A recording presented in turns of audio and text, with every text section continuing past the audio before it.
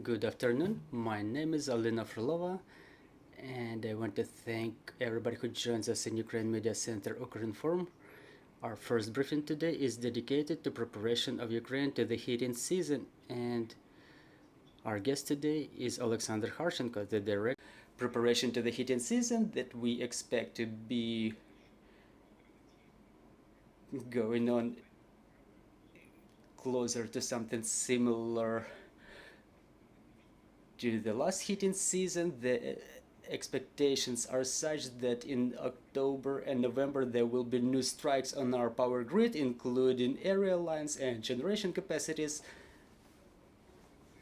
And this is exactly what formulates the approach to the preparation to the heating season, because the preparation is this year focused not on the accumulation of fuel, because according to my estimates the situation with accumulated fuel is quite good. I mean, everything related to coal and gas we have in sufficient amounts in the storage facilities. This is why the accumulation is going on and the situation is under control in this part. So everything is evolving quite positively.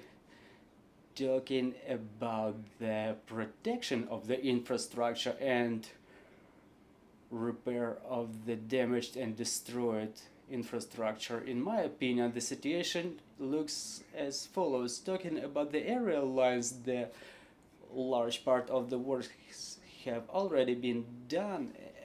Maybe 80% of what could be done is already done, but all those efforts will not result in the reestablishment of resilience of our power grid on the pre-war level, or even repair it back to the level of before the 22nd of October last year, because some of the spare parts, some of the pieces of equipment just didn't make it to Ukraine so far because time is required to manufacture them.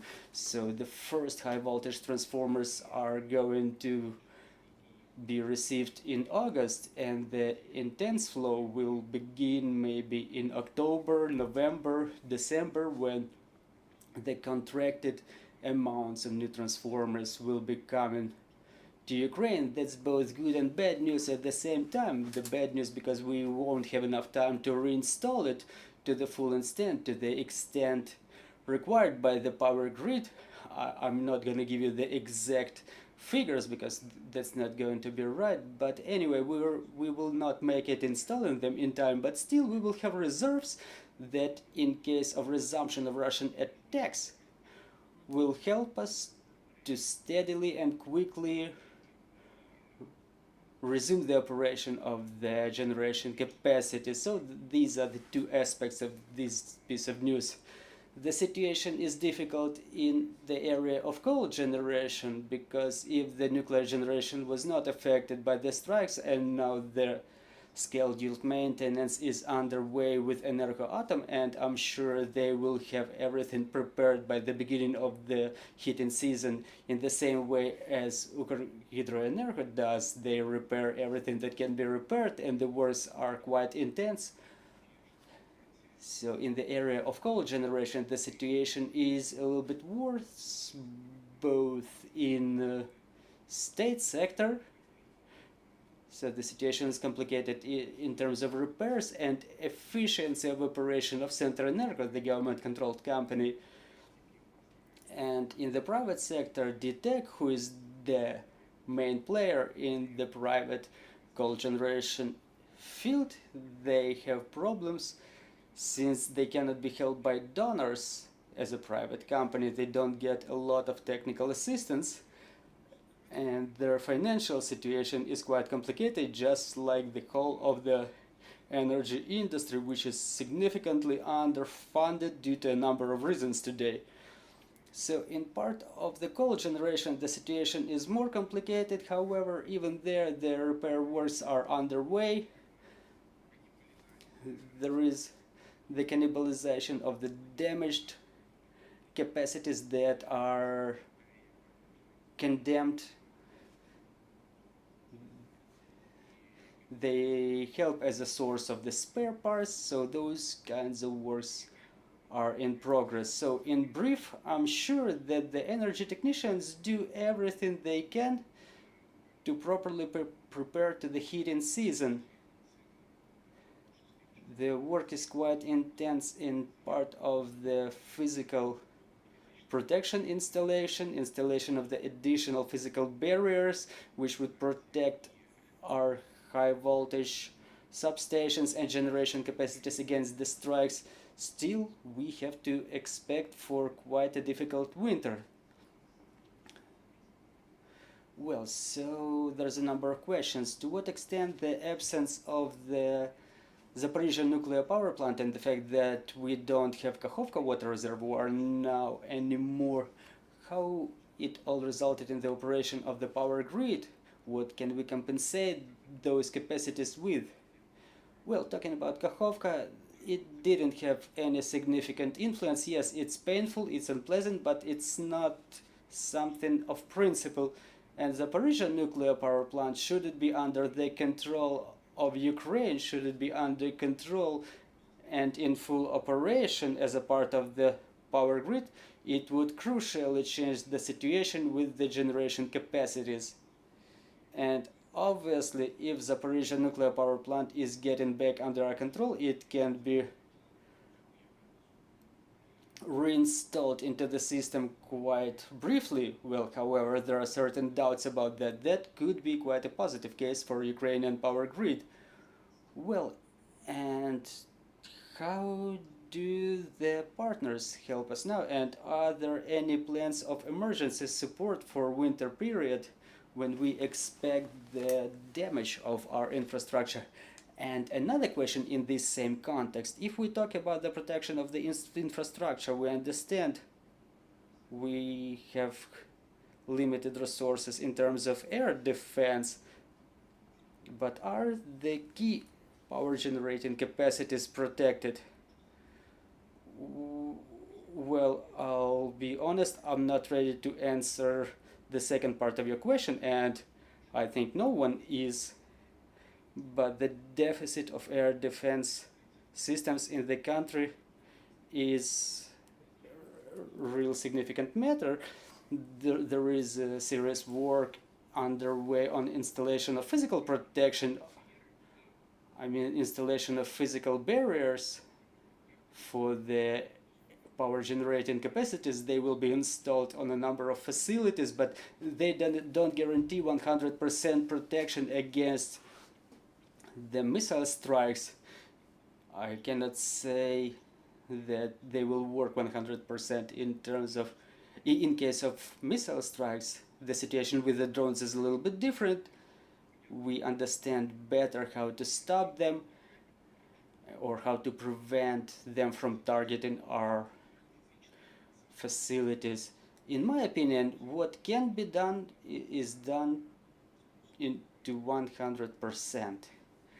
As to the donor support, it's focused on those Ukrainian recipients who are ready to receive that support, because Ukrenergo, as the operator of the networks, receive very significant donor system. They properly report about spending the funds, what they report on what works are done. So we can say here about very serious support, both credit support, physical support, and grant support. But unfortunately, it's not the case for all of the state-owned companies in Ukraine, which again tells us about the necessity of proper structuring of corporate governance of the companies. Centrenergo now receives no support from the donors because there is no normal system of corporate governance there. They end up all the time in some scandalous stories, and the donors at least don't want, or I don't really know whether they want or not, but in fact they don't send proper funding to that company. That's a very simple example why the corporate governance is so important. So what is the situation with the export of electric power to Europe? Well, we have such an option in the same way that we have an import option, but now we don't have any exports to Europe, and I think that by the end of October we will be able to import at least 1.5 gigawatts of energy from Europe. It can help, but the situations may happen when this will not be enough. Well, before we proceed to the questions from our journalists, I would like to ask you for some advice for Ukrainians in terms of preparation for the heating season, both for individual consumers and the companies. Well, there's a number of aspects. First, the personal aspects. I'm not going to stop there. Everybody knows about power banks, generators for private houses. I think that it's such a broad topic which was so extensively covered that all of the Ukrainians know how to be prepared to the blackouts. But talking about a different aspect, many local governments, many mayors' offices work on covering the basic elements of critical infrastructure. So first of all is the boiler rooms for pump stations for the winter periods. Boiler rooms, they should be equipped with some reserve capacities, so even in case of some regional blackout, the heating should continue operating along with the water supply. But the specifics of the apartment blocks of Ukraine is that they are equipped with separate boiler rooms and pump stations. So to have it work in the apartment block, it's necessary to have the generators installed on the pump stations of every individual apartment block, because otherwise the heating will be supplied there, but it will not be distributed all across the building. So it will preserve the municipal infrastructure, but it will not provide the residents of those apartment blocks with water and heating. And in my opinion, people now, I mean the local governments and the residents, should start thinking about the equipment of their pump stations with the generators, because in my opinion it's significantly, it's better to have them installed there and never be needed, because my opinion today is that the probability of them being needed in the most vulnerable regions, which are in fact today Kyiv, Odessa, Kharkiv, to a certain extent Lviv, to a significant extent Zaporizhia, Zhytomyr, and a number of other cities which are in the area of high risk due to the way the power grid is built around them and how their municipal power grid is built. So those cities are in the area of high risk. So in those cities,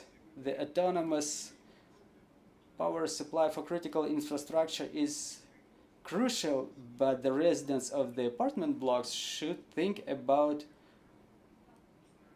ensuring the uninterrupted supply of all basic necessities like water and heat supply to their apartment blocks. Now the generators are not expensive in Ukraine, let's be honest, comparing to the peak prices, and now it's a good time to think about this. Thank you very much. Let's proceed to the questions from the floor. Please introduce yourself. Vladislav Obuch, Ukrinform. What's your opinion? What are the conditions under which our power technicians can continue the repairs, the pace of repairs of the infrastructure? And are they able to accumulate necessary amount of equipment, or everything that is supplied is being reinstalled right away? And do we have our manufacturing of some types of energy equipment inside Ukraine, at least to the extent that was manufactured during or before the war, I'm sorry, or do we have any new items being manufactured now? And what's going on with the gas turbines that were discussed so much during the last year? So let's divide it in two parts. To what extent are Ukrainian manufacturers loaded with the task to manufacture high voltage equipment? So yes, it's no secret for anybody, Zaporizhia transformer factory is in the area of direct influence by the rocket strikes. They use S-300 rockets to target it, and for what I know, the factory operates to the maximum extent possible. They do what they can physically do. Talking about the supply of the equipment, it's like being reinstalled right away, but it doesn't mean that as soon as it's reinstalled, there is no more works. The repair teams have a lot of work to do on top of that, and yes, there is a need for additional equipment, and there is a huge workload on them, so the work is underway all the time. So talking about some additional manufacturing capacities, to the best of my knowledge, there are no such things, because the manufacturing of transformers, it's a very complicated story, so I don't expect anything to appear in Ukraine during the war. I apologize. Talking about the gas turbines, for what I know, at least 4 such gas turbines are now on the way to Ukraine. They've been either procured and are on the way, or are already in Ukraine and are being installed. It requires time and effort to reinstall it, but in my personal opinion, not enough was done to do it. Watanabe, NHK. Good afternoon. The effect of foreign support last winter. Last year in October and November, I was in Kyiv, and at the time we had sometimes lack of electricity because of the Russian attack. So, but after that, many countries try to send generators to Ukraine. So how these generators helped Ukraine at that moment, and your Atsenka. Okay, please, I understood yes. your question. I will try to answer. I have several messages in answer. First of all, let me say thank you through your face to Japan government and Japan people. And Japan is, in my mind, it's one of the most effective support, provides the most effective support for Ukrainian government, especially in energy and critical infrastructure. And thank you to Japan government, a lot of critical infrastructure was renovated or in progress right now, because it was very quick and effective support to Ukraine. That thank you, and I want to say a personal thank you for this. What about generators in general? When we are talking about small, I could say humanitarian generators, which is like 30 kilowatts, 100 kilowatts or something, it's not industrial scale. Ukraine now looks like a most capable country in the world from this side. We have more than 1 gigawatt of this kind of generators around the country. And of course it helps. It helps a lot for people to be safe in most critical and most dangerous situation. But at the same time, it's not a sustainable and long-term solution. All these generators has a very bad influence to ecology because they are diesel or oil used as a source of energy. Of course, all this generator is not ready to work for a long time. They can help in emergency, but they can't replace the big industrial scale generation capacity. that I believe that now focus of Ukrainian energy industry is to renovate the big scale generation capacity. And one more time, one of key source of this renovation, some quick fix for big scale generation, it's a gas-fired turbines, power generation and gas pistons engines power generation capacity. And this is the key focus for Ukrainian energy industry now, to buy and to install this kind of capacity, and we work hard to do this as soon as possible. Ще питання є в залі? Do we have any more questions from the floor? Thank you for the answer. I would like to ask again that how Ukrainian government or economical sector now try to prepare for this winter season. You said that diesel generator is also important, but for industrial basis, Ukraine need more powerful generators. So how do you still prepare for these winters for maintain industrial level? I could say that we are acting in several directions. One direction is, of course, to restore as much as possible damaged generation, both in coal-fired and big hydro. And this work is very focused, and in support with our international partners, we are doing our best to do this. As well, to restore high voltage power grid, because for industrial user, it's a principally important to be well connected to high voltage power grid. And when we are talking about big industries, they need a high voltage. And in my mind, high voltage is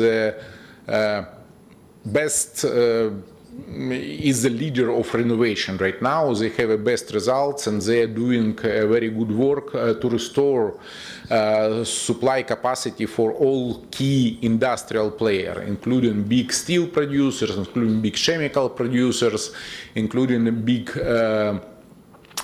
plants based in big cities in Ukraine. That this work is in progress, but this is like emergency work. In parallel, government, what I know about government activity, that government talking to partners how we can develop and implement a program of renovation of generation capacity in general. And this program will be focused on gas-fired generation, biomass-fired generation, and biogas, as I know. And now it is in like very active discussion with all key partners. As I know, one more time, I'm not a government representative. Якщо можна ще одне запитання, от уточнення по газу. Ви по своєму вступному слові. And a little bit more about the gas capacities. You said that the gas storages are now replenished, but some experts say that to some extent the plans for accumulation of gas were a little bit lowered, and given the cold winter, the needs of Ukraine were not properly calculated in these preliminary estimates. Well, look, I have certain access to those calculations, so we have independent calculations as well as to the amount of gas to be needed, and they are different depending on the scenario to be evolved. It depends on a number of factors objectively. In my opinion, if Ukraine has 14 billion cubic meters in the underwater storages, and if we have 1 to 1.5 billion cubic meters contracted for winter, we can feel calm. I don't imagine a realistic scenario where we consume more than that, but I can easily imagine a realistic scenario in which we consume less, because we don't have such a capacities that consume more, and it's a bigger problem in my opinion than lack of gas. Thank you very much. Do we have any more questions on the floor? Mr. Oleksandr, if we don't have any more questions, so let's wrap up.